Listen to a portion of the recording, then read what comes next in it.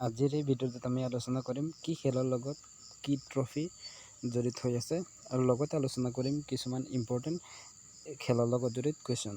প্ৰথমটো হ'ল বেডমিণ্টনৰ লগত জড়িত ট্ৰফি হ'ল থমাছ কাপ আৰু উবেৰ কাপ, যিটো মহিলা উবেৰ কাপটো হ'ল মহিলাৰ। ইয়াৰ পিছৰটো হ'ল বাস্কেটবলৰ লগত জড়িত ট্ৰফি হ'ল BC গুপ্তা ট্ৰফি আৰু ফেডাৰেশ্যন কাপ। ইয়াৰ পিছত হকীৰ লগত জড়িত ট্ৰফি হ'ল আগা খান ট্ৰফি আৰু মেজৰ ধ্যানচান্দ ট্ৰফি। ইয়াৰ পিছত টেবুল টেনিছৰ হ'ল গ্ৰেণ্ড পিক্স আৰু থাৰ্ড কাপ। ইয়াৰ পিছৰটো হ'ল গল্ফৰ হ'ল কানাডা কাপ। ইয়াৰ পিছৰটো হ'ল লন টেনিছত হ'ল ডেভিছ কাপ বা ডুৰাণ্ট কাপ আৰু উইম্বলডন ট্ৰফি। ইয়াৰ পিছত হ'ল ক্ৰিকেটৰ লগত জড়িত ট্ৰফিসমূহ হ'ল Deodhar trophy, Ranji trophy, Syed Mushtaq Ali trophy, Duleep trophy, Vijay Hazare trophy, IPL আৰু সাহাৰা কাপ। ইয়াৰ পিছত ফুটবলৰ লগত জড়িত ট্ৰফিসমূহ হ'ল ISL, ইয়াৰ সম্পূৰ্ণ নাম হ'ল ইণ্ডিয়ান ছুপাৰ লীগ। ইয়াৰ পিছত ডুৰাণ্ট কাপ বা ৰাডাৰ্ছ কাপ, সন্তোষ ট্ৰফি বা Nehru gold cup, FIFA world cup, super cup, federation cup আৰু ইউৰো কাপ। ইয়াৰ পিছত আমি আলোচনা কৰিম ইম্পৰ্টেণ্ট কুৱেশ্যনসমূহ। প্ৰথমটো হ'ল ভাৰতৰ আটাইতকৈ পুৰণি ফুটবল ট্ৰফিটোৰ নাম কি? উত্তৰ হ'ব ডুৰাণ্ট কাপ, যিটো 1888 চনত চিমলাত অনুষ্ঠিত হৈছিল।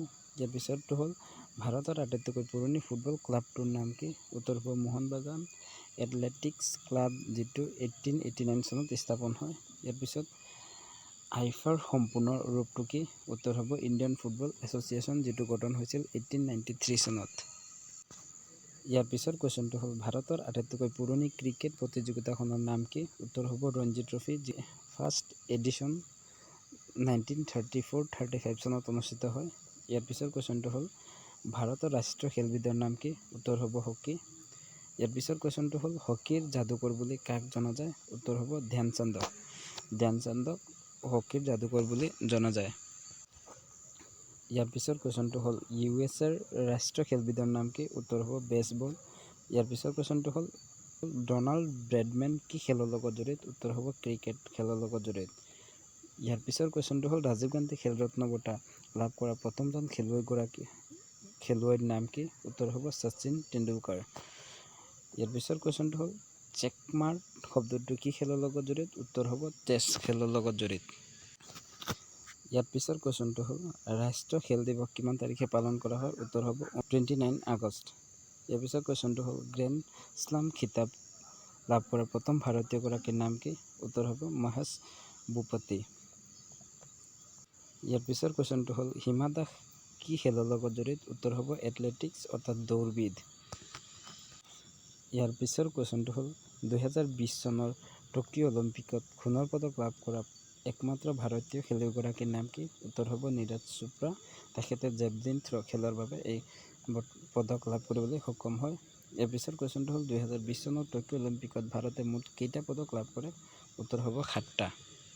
ইয়াৰ পিছৰ কুৱেশ্যনটো হ'ল লাভলীনা বুঢ়াগোহাঁই 2020 চনৰ টকিঅ' অলিম্পিকত কি পদক লাভ কৰিবলৈ সক্ষম হয়?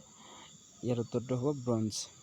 তেখেতে বক্সিং খেলৰ বাবে এই বঁটা লাভ কৰিবলৈ।